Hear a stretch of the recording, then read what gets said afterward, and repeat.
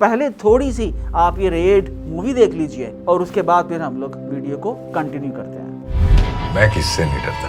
किसी का भी दरवाजा खटखटाने की हिम्मत रखता हूँ। रामेश्वर सिंह के नाम पे वारंट है, गेट खोलो। 2025 टैक्स रिफॉर्म्स पाकिस्तान के। जी जनाब, पाकिस्तान की सारी चैम्बर ऑफ कॉमर्सेस जो हैं सरापा एहतजाज हैं। पाकिस्तान का हर बिजनेसमैन जो है वो परेशान है और उस परेशानी की वजह ये है कि उन्हें लग रहा है कि आने वाले दिनों के अंदर एक 17वें ग्रेड का ऑफिसर जो है वो उनकी फैक्ट्री का दरवाज़ा नॉक करेगा और उनसे उनका हिसाब किताब मांगेगा, और अगर वो मुतमईन ना हुआ तो वहाँ पर उनके मार्केटिंग ऑफिसर को, फाइनेंस ऑफिसर को या मालिक को भी गिरफ्तार किया जा सकता है। लेकिन ये हुआ कैसे है, क्योंकि मुझे लगता है कि अभी एक मूवी रेड 2 जो है वो रिलीज़ हुई है और ये हमारे वज़ीर ख़जाना ने रेड 2 मूवी जो है उससे इंस्पायर्ड होते हुए पाकिस्तान के अंदर भी रेड्स डालने का निज़ाम जो है उसको इम्प्लीमेंट कर दिया है। जी जनाब, ये इंडिया का स्ट्रक्चर है कि जब वहाँ पर टैक्स चोरी की जाती है या करप्शन का मालूम होता है तो वहाँ पर एक एंटी टैक्स डिपार्टमेंट है जो अपनी रेड्स करता है और लोगों को गिरफ्तार करता है। ये वैसे ही है जैसे इंडियन मूवीज़ के अंदर वो पाकिस्तान को बहुत सारा धोते हैं। जी जनाब, लेकिन हकीकत के अंदर उनकी अपनी धोती जो है वो खुल जाती है। तो जनाब, आया हमारी गवर्नमेंट जो है इंडिया से अजय देवगन जैसे ईमानदार ऑफिसर जो है पाकिस्तान के अंदर इंपोर्ट करने जा रही है, या हम लोग चाइना से ईमानदार डीएनए मंगा के उसकी क्लोनिंग करने जा रहे हैं कि पाकिस्तान के अंदर हम ऐसे ऑफिशियल्स जो हैं ईमानदार ऑफिशियल्स क्लोन करेंगे जो फैक्ट्री में जाएंगे और अजय देवगन की तरह ईमानदारी की मिसाल बनते हुए वहाँ से करप्शन का माल जो है वो बाहर निकाल लेंगे। तो जी मेरा ये सवाल है गवर्नमेंट ऑफ पाकिस्तान से, प्राइम मिनिस्टर ऑफ पाकिस्तान से और वज़ीर ख़जाना साहब से, जो बहुत सारे इदारे हमने पहले ही कौमियार रखे हैं, उनकी क्या हालत है? क्या कोई पूछ सकता है गवर्नमेंट ऑफ पाकिस्तान से कि पीआईए क्यों लॉस के अंदर जा रही है? हमने पाकिस्तान स्टील मिल का क्यों सत्यानाश कर दिया? क्यों हमसे पाकिस्तान नेशनल हाईवे अथॉरिटी जो है वो एक प्रॉफिटेबल इदारा नहीं बन पा रही? क्यों पाकिस्तान के अंदर जो रेलवे है वो लॉस के अंदर जा रही है? क्यों हमसे जो गवर्नमेंट की यूनिवर्सिटीज़ हैं उनसे अच्छे डॉक्टर्स, स्कॉलर्स और साइंटिस्ट नहीं निकल के हम लोगों ने अब जो छोटे बिजनेसेस हैं उनके ऊपर भी रेड डालने के लिए हमने एक नया जो है डिपार्टमेंट जो है उसको बनाने के ऊपर तवज्जो देनी है। जी जनाब, इस मुल्क के अंदर आप देखिए अमन अमान जो है उसकी क्या सिचुएशन है, इस मुल्क के अंदर तरक्की की क्या सिचुएशन है, इस मुल्क के अंदर गवर्नेंस की क्या सिचुएशन, ये सारे के सारे सवालियात निशान हैं। और इस सारी फियर एनवायरनमेंट के अंदर हम लोगों ने इंडिया का एक दकिया नूसी निज़ाम जो है उसको इस मुल्क के बिजनेसेस के ऊपर जो है वो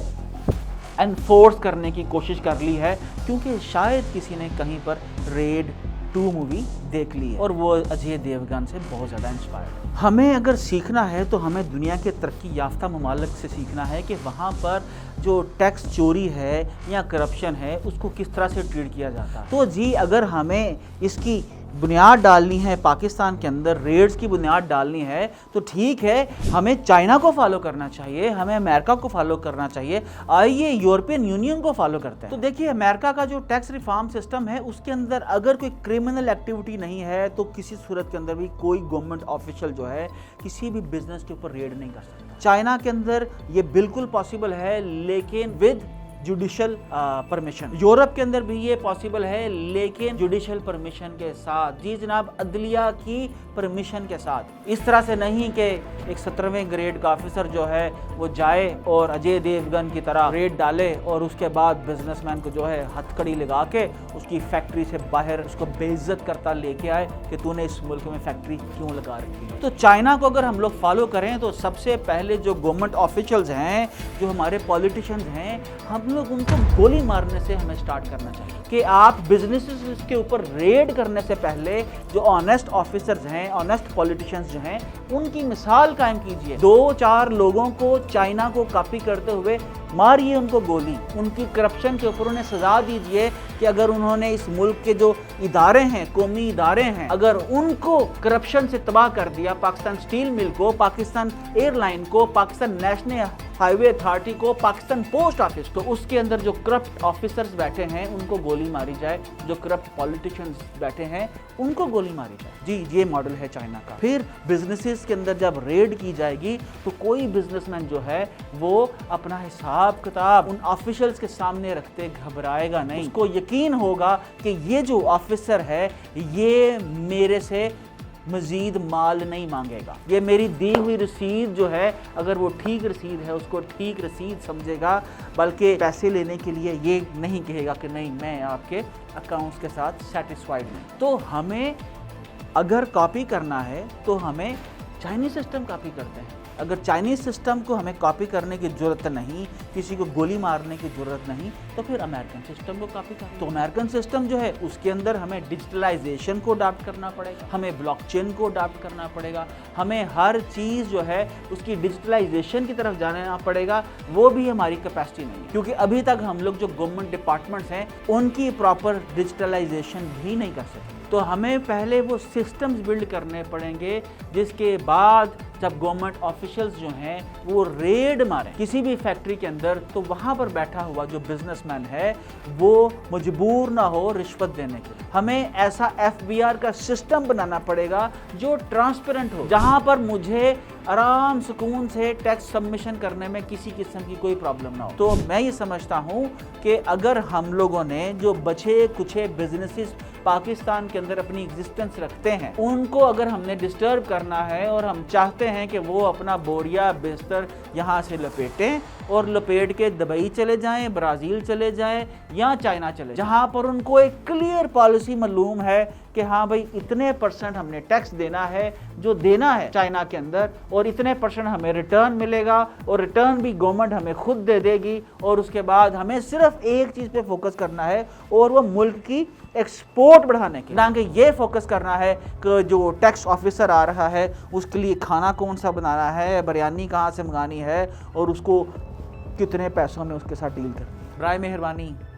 وزیر خزانہ صاحب, ریڈ 2 مووی جو ہے بہت اچھی ہے اور ریڈ 1 بھی اچھی تھی, تو لیکن اتنی اچھی ہوگی کہ اس کو ہم لوگ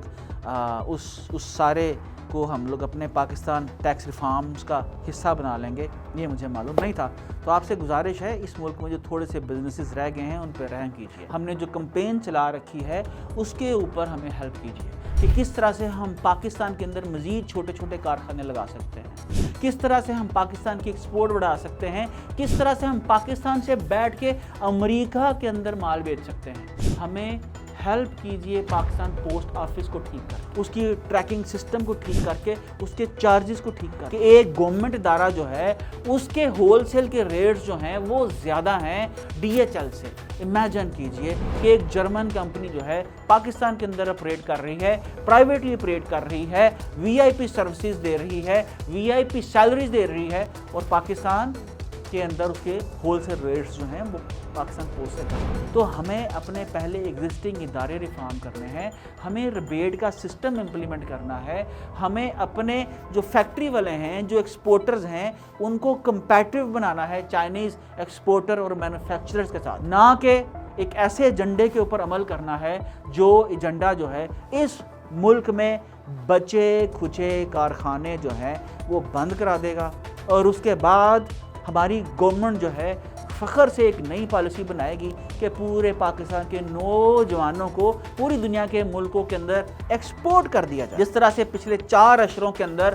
ہمیں اس چیز کے اوپر جس پہ شرم آنی چاہیے ہے, ہماری ہر حکومت آ کے فخر سے بتاتی ہے کہ ہمیں اتنی بلینز جو ہیں ریمیٹنس آتی ہے. جی جناب, یہ شرم کا مقام کہ آپ نے پاکستان کے ایک شہری کی روزگار کا باعزت روزگار کا بندوبست نہیں کیا, اور وہ در در کی ٹھوکریں کھا رہا ہے, کبھی عربیوں کی غلامی کر کے, کبھی یورپ کے اندر یا کبھی امریکہ کے اندر جو ہے کسی نہ کسی طرح سے لیگل اور انلیگل امیگریشنز لے کے. تو خدا را رحم کیجئے اس ملک میں جو لوگ بچے ہیں, جو امید بچی ہے کہ ہم لوگ اس ملک کو آگے لے کے جانا چاہتے ہیں اور ہم لوگ آخری دم تک اس کے لیے لڑیں گے. اگر آپ چاہتے ہیں کہ آپ اس ملک کی فیکٹریاں بند کریں تو ہم آپ کو بند کرنے نہیں دیں گے. ہم وہ ہر راستہ اپنائیں گے جس سے یہ ملک جو ہے وہ ترقی کر سکتا ہے۔ اور میں یہ سمجھتا ہوں اگر آپ محب وطن ہو تو آپ اس ملک کی فیکٹریوں کو آگے بڑھانے کے لیے بات کرو گے، سنو گے، نہیں تو آج کے جو میر صادق ہیں وہ میر جعفر جو ہیں وہ آج جنگ کی بجائے معاشی پالیسیاں جو ہیں ان کے اندر ردو بدل کریں گے اور انہی سے ملک تباہ ہوتے ہیں اور انہی سے ملک آگے بڑھتے ہیں۔ بہت شکریہ۔